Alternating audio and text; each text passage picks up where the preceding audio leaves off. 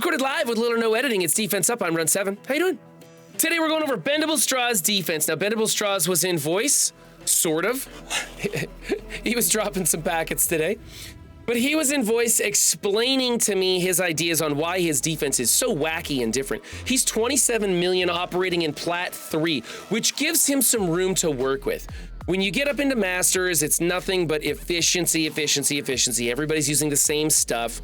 It's who you have built bigger so you can counter your opponent's team and all that stuff. You're battling with your wallet and whatnot.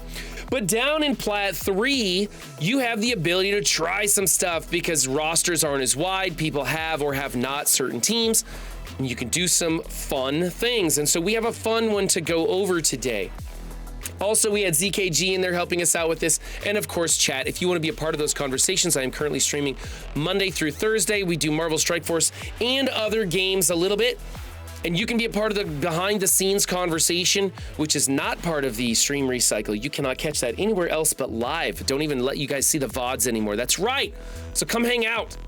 Anyway, team number 1. It's a YA team. That's right, Young Avengers plus Zemo. Now, what's going on here is we've got Squirrel Girl and Zemo as fortifiers because Squirrel Girl could be a striker, she could be a healer, or in portable shield device, you could make her a fortifier, which will spread the positive effects when she does her ult. Also, we have Ms. Marvel as a skirmisher, which is her native ISO, and then we went with skirmisher on Kate and Echo. Now, Echo's really slow and isn't going to be doing a lot. Outside of war, she can't get sped up by that America Chavez, combo thing. So it's not such a big deal with Echo, but I would like to see her as a striker for the double taps off of Miss Marvel. And Kate is going to double tap as a striker and remove positive effects anyways. So making her a skirmisher is probably reducing the ability that this team has. Now, the thing is that Bendable saw that his YA wasn't a very big Young Avenger team, and so he wanted to mix it up and throw in Zemo, make them fortifiers, try some new stuff. That's okay. I like new. It's fun when we get to do new things and try different stuff.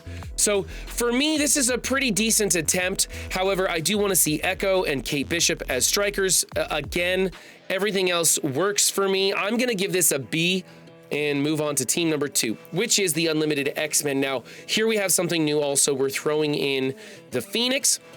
Now, what I'm told is that this messes with the walking hate. If your Dormammu stays alive, then you can still beat this with walking hate, but there's a big element of RNG because the cleanse will help Gambit stay target-free and free of any of those stuns. The cleanse happens before Dormammu can put the trauma on him. And so the other thing is people are like, well, what about Kestrel? She's going to remove the Dark Phoenix. We don't care about Dark Phoenix. It's all about just cleansing the team with the time that Phoenix does her cleanse. So it's cool. I want to try it. I wouldn't recommend doing this unless you had a rather large Phoenix. I don't know. I don't remember how big mine is built, but if mine is in teal gear, I'm going to give it a shot. I think it could be kind of fun. Otherwise, just do a 5-piece, just do Emma in here if you really want to try and mix things up. I don't think Emma's the best choice. I think just a standard 5-piece is the way to go. But I like this because it's new. He has the Phoenix that'll fit with this team, and I think it's going to make it really tough and cause people some problems, especially in the Platinum range. So I like it. I'm going to give this one an A+ just because it's different. Actually, I'm going to give it an A because I want to see Rogue as a striker. So... all right, if Rogue was a striker, it'd be an A+. She works as a skirmisher, she's better as a striker. All right, moving on. Team number 3 is the Infinity Watch.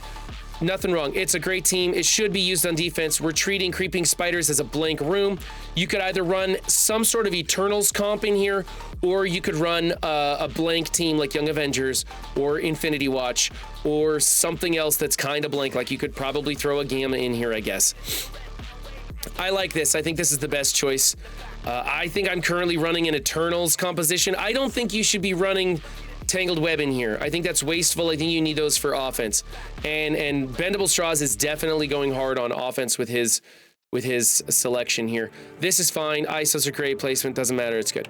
Team number 4. So yeah, I guess give this an A. So team number 4 is the Wakandans. Now we are going to stop and talk about Wakandans for a second because we normally skip over this, but we're going to talk about it for a second. Word on the street is if you don't put Shuri in, it messes with the MOE counter and it times out differently. So people who constantly use their MOE and get really super precise with it,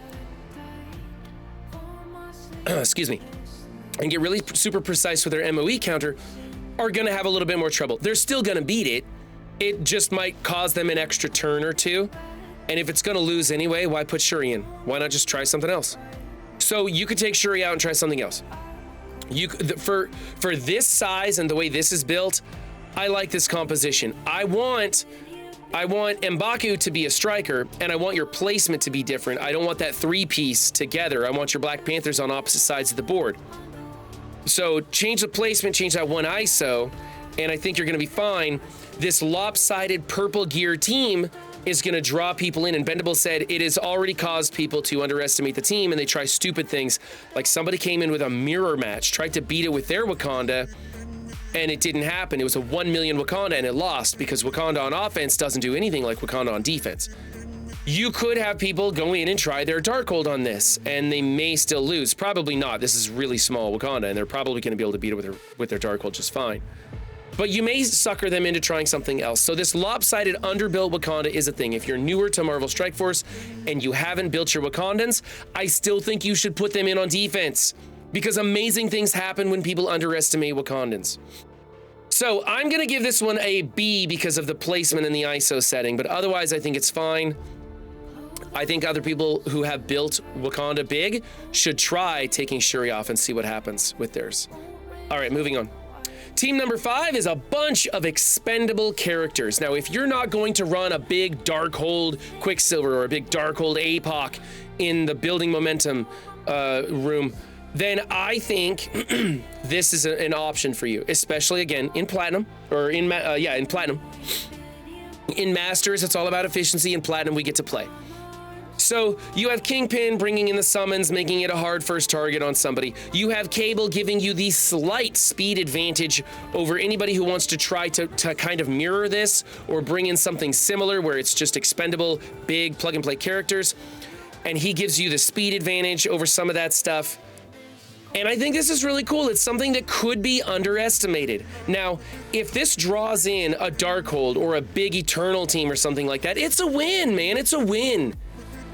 So I think that putting out something like this where people see, hey, I think I can beat this with some leftover stuff, and they underestimate it and they get the snot kicked out of them, I think it's great.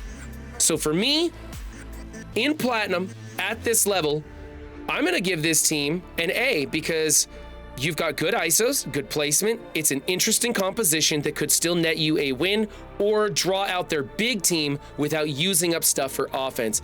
That allows Bendable Straws to use anything he wants on offense and be very efficient with his score. All right, so that's, we're gonna move on. Team number 6 is a Gamma Birth team. What we're doing here is we're trying to, Red Hulk is the threat. You've got 3 people taunting. You've got Peggy doing a revive and refreshing those revive once things on the team because there's that glitch running. And I think this is a pretty good idea. I think you're sacrificing your Gamma team for offense, but Bendable has proved that he's got tons of stuff left over on offense, so he can definitely afford to use 2 good teams in this room. So, the only thing I don't like about this is probably the placement, and we talked about this.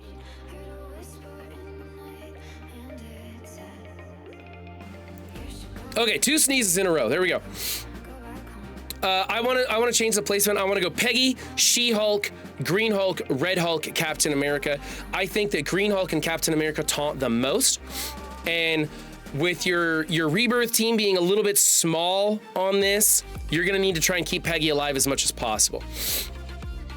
That's why I want her next to She-Hulk, who taunts less. Oh, excuse me. Man, allergies or something. The ISOs are great. Other than the placement and the power levels, I'd like to see the Rebirth be built up a little bit more. I'm gonna go with a B+ on this team. I think it's pretty solid. You could alternatively just run a Rebirth, or Rebirth with Zemo, or Rebirth with Kingpin, or Rebirth with whatever 5th you want. You could even run just the 5-piece Rebirth. It works okay. I think this is pretty cool. I think this is gonna catch a lot of people off, and I think it's a good build. About the Rebirth team. We know that Rebirth is going to be used in incursions for the foreseeable future. So you have the green light to build your Rebirth team as big as you want. Take them to G17 if you want. Take them to 95 if you want. Whatever your alliance is doing in incursions, make sure your Rebirth can get it done, because Rebirth isn't going to get replaced for a long time. The team actually scales really well and can be used as a defense in Crucible or War, regardless of the rune buffs. They scale really well, and people can underestimate them. And when you use them in conjunction with other teams that draw similar counters, it starts getting tough. So go ahead and build that Rebirth team. As for other incursion raid teams, we know that the invaders need to be built really big. It's kind of unfortunate, but that's another team that's the team we're going to use. So you can build them. They're not as good in other game modes, but you kind of got to build them. The Bionic Avengers, however, don't build them. Web Warriors, of course, don't build them. They're not built for these. In fact, they're specifically nerfed in the incursion raids so that you can't use them. And as we have been hearing from Scopely, that more than one character is going to get reworked this year, which means probably 2 characters being reworked in the coming year. Don't invest in the old tunes. Only invest in what you know is good and what's coming out that's new. So I think Bendable Straws should definitely invest in his Rebirth. I like this team. I want the placement changed. I like using expendable characters like this on a hybrid comp, saving offensive attacks. If you know the team's gonna get beat anyways, try new stuff like in here with Wakanda. This is a fine plug and play team that you don't want to use on defense. This is cool, something new, using that Phoenix. If she's big enough to hang with the team, that could trip some people up. And over here, Bendable is making good use of his Zemo in the portable shield device, trying to suck some efficiency out of this matchup. It's gonna get beat anyways, but at least you can cause your opponent to be less efficient. And when Bendable Straws has all those options left over on offense, he can be really efficient in whatever his opponent puts out there on defense. So I like this overall defense. It's pretty good. Not too much that needs to be done. Remember, if you want your defense featured on Defense Up, links are in the description below. Thank you, Bendable Straws. Big shout out to him. Catch his content on Twitch and YouTube. I'll put his links in the description as well. And remember, guys, don't just have a good game. Be good to yourselves and others too, and I'll see you next time. Bye.